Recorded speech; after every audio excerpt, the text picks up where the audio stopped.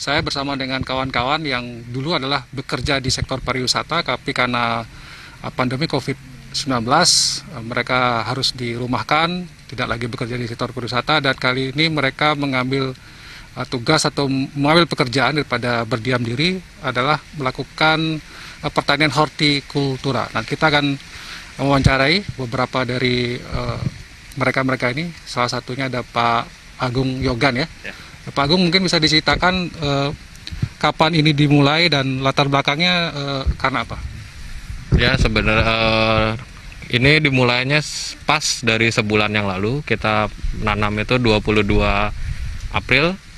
Itu untuk latar belakangnya sih lebih ke memanfaatkan lahan keluarga, karena ini awalnya lahan keluarga yang tidak terpakai karena ada pandemik ini, COVID-19 ini, dan banyak juga semeton-semeton kita yang dirumahkan. Jadi kita pikir ya kita manfaatkan saja lahan yang ada ini gitu. Jadi ditanami tanaman hortikultura. Ya. Seperti yang bisa kita lihat ini yang masih kecil. Ini terong. Ini terong umur seminggu kurang. Kalau yang udah sebulannya ini. Oke. Jadi itu belum berbuah ya? Belum. Belum berbuah. Itu. Oh, yang sudah panen ada ya? Kalau yang sudah panen ada di sebelah sana. Itu baru sayur. Kayak sayur ini ya? Ya. Gitu ya? Bayam, bayam merah, bayam hijau, sama pokcoy, sayur hijau juga ada. Sayur hijau juga. Berapa orang yang terlibat dalam Di sini keluarga besar, jadi 37 orang sih. Jadi 7 kakak ya? 7 kakak ya? 7 kakak, ada Jadi sekitar 7 kebanyakan kakak. dari mereka-mereka ini dulu sebelumnya adalah bekerja di sektor pariwisata. Ya, sektor pariwisata rata-rata sih itu. Itu. Dan apakah sebelumnya sudah pernah bertani? Sebelumnya belum. Ini baru kali pertama. Ya, kali pertama. Kita juga dibantu sama rekanan juga. Siapa saja yang Niki, boleh? Ibu ya? ibunya. Bu, silakan Bu, kalau mungkin bisa memotivasi kawan-kawan ini dulu ya, sebelumnya ceritanya dari mana? Ya, awalnya sebenarnya persahabatan sejak kecil sebenarnya. Jadi kita sering berdiskusi banyak hal terkait dengan pertanian perkotaan. Jadi karena saya konsisten di pertanian perkotaan, akhirnya setelah keluarga besarnya mereka menelpon, mendiskusikan tentang kira-kira bisa nggak ya kalau lahan di Sanur dipakai untuk berkebun seperti itu. Awalnya mungkin pesimis, tapi saya yakinkan bahwa bisa. Apalagi kita lagi menggaungkan pertanian organik dan urban farming di perkotaan. Kita coba aja dulu, siapa tahu berhasil. Ternyata di minggu pertama, sejak pengolahan lahan, mereka nggak nyangka bibit itu tumbuh dengan begitu cepatnya, karena kondisi tanahnya yang memang subur. Ditambah lagi dengan kondisi dan cuaca yang mendukung untuk pertanian saat ini.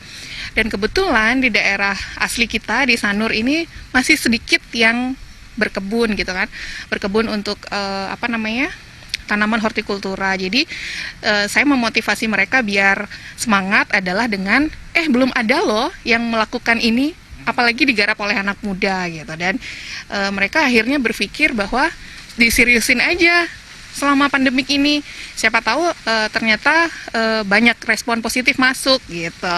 Akhirnya ya udah, begitu kita sering posting lewat sosial media, baru seminggu 2 minggu udah banyak banget yang nanya kapan panen gitu kan, kapan panen. Ya udah, akhirnya begitu hari ini panen, wah permintaan cukup tinggi, dan akhirnya kita berpikir bahwa pertanian perkotaan itu cukup menjanjikan, apalagi ini memang digarap 100% organik seperti itu. Jadi organik. Iya. Kalau dari pembiayaan atau modal awal yang dikeluarkan itu? Oke. Kalau pembiayaan itu keluarga besar yang tahu. Jadi saya lebih banyak suplai untuk bibitnya aja, dan saya juga mengajarkan mereka untuk melakukan pembibitan sendiri. Mungkin nanti bisa dilihat lokasi pembibitannya seperti apa. Jadi kalau untuk pembiayaan sih sebenarnya mungkin kalau skala luas seperti ini lumayan juga, tapi bertahap kita. Tidak langsung banyak gitu, enggak, tapi dimulai dengan jutaan yang kecil dulu gitu. Jadi setelah mungkin terlihat hasilnya, baru kita akan lakukan pengolahan lahan yang lebih serius dengan dana mungkin yang lebih besar, seperti itu. Baik, mungkin kita akan perlu melihat yang sudah dipanen dan juga mungkin di tempat pembibitan kalau Oh, iya. bisa ya. Kita akan meluncur ke sana ya. Boleh. Jadi jangan kemana pemirsa, saya akan kembali lagi. Nanti kita akan coba lihat lagi di mana tempat sayur yang sudah dipanen, bentuknya seperti apa, yang mungkin ada pembibitan seperti apa. Ikuti saya. 3, 2, 1. Ya pemirsa, kita lanjutkan lagi. Tadi disampaikan tentang ada pembibitan ya. Pak Agung Yogan, bisa diceritakan ini adalah bagian dari pembibitan gitu ya. Ya. Jadi ini bibit apa saja? Jadi Perlu proses berapa lama ya? oke. Jadi kalau ini ada bibit terong bulat sama yang panjang-panjang ini ada timun. Itu untuk berapa lamanya? Dia kan untuk perlu proses perkecambahan. Itu perkecambahan itu jadi media tanahnya itu harus lembab dulu. Itu kurang lebih 3 hari. Jadi setelah 2 mingguan mungkin baru bisa dipindahkan medianya ke polybag. Jadi dari tray yang lebih kecil ini bisa diganti ke media yang lebih besar lagi. Gitu. Jadi ke polybag gitu ya? Ya, Gitu. untuk ke poly. Jadi prosesnya ke polybag. ini benihnya ditaruh gitu, terus dia berkecambah begini. Ya, Jadi nggak bisa langsung ditanam di tanah ya, harus di polybag dulu gitu. ada beberapa yang bisa langsung ditaruh ke tanah, ada yang enggak, tergantung ininya sih, tergantung jenis tanamannya. Tergantung jenis tanaman. Iya. Sebenarnya ini simple sih, sama kayak kita SD tuh belajar nanam ote-ote atau toge itu. Oke. Ya, seperti itu kecambahan kan. Oke. Jadi Itu. nanti ini timun ya? Ya, Timun apa? Timun biasa gitu? ini timun biasa. Kayak timun sayur itu ya? Ya. Kalau yang ini Kalau yang itu terong bulat, terong bulat. ada yang ungu sama yang hijau.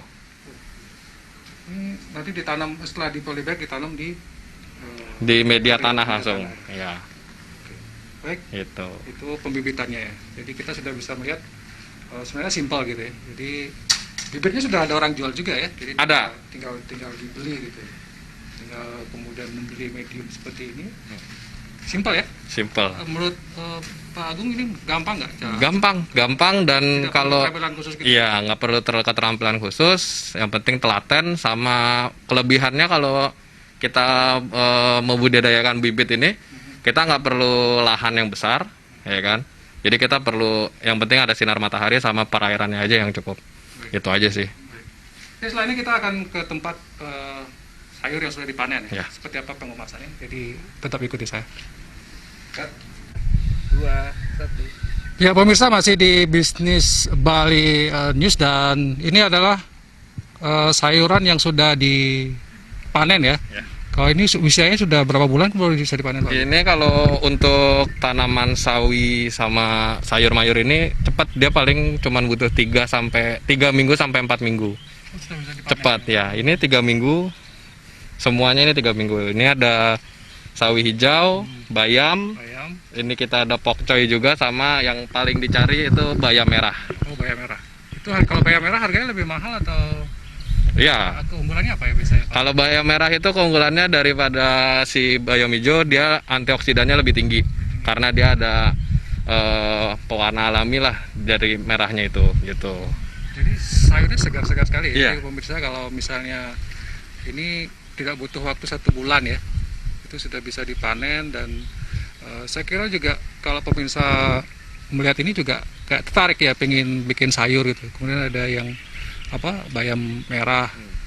Selain ini katanya sudah ada juga yang diolah jadi makanan? Iya, selain kita jual hasilnya ini, kita juga proses lagi. Untuk kita ada beberapa keluarga kita juga yang jualan makanan online. Jadi ada yang jual ribs, itu sayurannya ngambil dari sini gitu. Ada juga kita yang punya usaha makanan kayak burger gitu, itu sayurannya juga ngambil dari sini gitu. Jadi pemasaran nggak ada masalah ya Pak? Pemasaran nggak ada masalah. Jadi kira-kira kalau misalnya kendala-kendala yang dihadapi selama ini apa saja ya Pak? Kalau kendala paling panas, cuaca, jadi panas, hujan itu kita nggak ini, sama hama. Ada hamanya juga? Ada hamanya juga, hama dan paling tumbuhan liarnya ini, gulma. Gulmanya ya. Mm. Tapi itu nggak masalah ya, gampang diatasi kalau. Itu gampang diatasi. Gitu. Kalau boleh tahu tanahnya luasnya berapa yang milik keluarga yang di? Ada sampai berapa? Ini 70. 70 are. 70 are. Ya? 70 are. Oke. Kira-kira sampai kapan ini mau melakukan kegiatan bertani? Selamanya, Selamanya? iya. Kalau misalnya di pariwisata Kalau misalnya di pariwisata mungkin, masih lama kayaknya ya? iya. Masih lama ya? Karena kita nggak tahu kan virus ini kapan selesainya, bakal hilang atau enggak gitu. Mungkin ada harapan juga kepada kawan-kawan yang selama ini bekerja di sektor pariwisata, karena kan banyak juga yang mengeluh gitu. Ya. Ada nggak mungkin motivasi yang bisa disampaikan? Ya, kalau dari saya, daripada kita mengeluh dan menunggu kapan kepastiannya, lebih baik kita kasih action aja langsung tanpa harus mengeluh terus, karena situasi pandemik seperti ini bikin kita mempunyai bakat-bakat lagi gitu. Kayak mungkin bakat terpendam kita keluar lagi gitu. Atau ada bakat bertani ya. Dan ini hasilnya juga lumayan ya. Iya. Selain bisa menghilangkan stres, juga ada hasil yang bisa kita Iya. lihat. Ya, saya kira kalau kita melihat tanaman tumbuh seperti ini, jadi ada semacam penjelas kepuasan stres. tersendiri ya. Baik, terima kasih Pak Gumilgan dan kawan-kawan. Mudah-mudahan apa yang sudah dilakukan ini bisa menginspirasi juga kawan-kawan yang lain di tengah pandemi ini. Dan tentu kita berharap pandemi ini juga segera berakhir. Dan pemirsa Bali TV, demikian Bali News, bisnis Bali News yang sudah kita mungkin edisi pertama kita di lapangan ini, kita mencoba untuk memotivasi juga di bidang ekonomi mereka atau kawan-kawan yang sudah tidak lagi bekerja di sektor pariwisata bisa juga melakukan ini seperti urban farming gitu ya. Jadi semacam bagaimana kita bertani di lahan di tengah perkotaan, ternyata juga hasilnya cukup lumayan. Demikian sekali lagi terima kasih, sampai jumpa di bisnis Bali News berikutnya.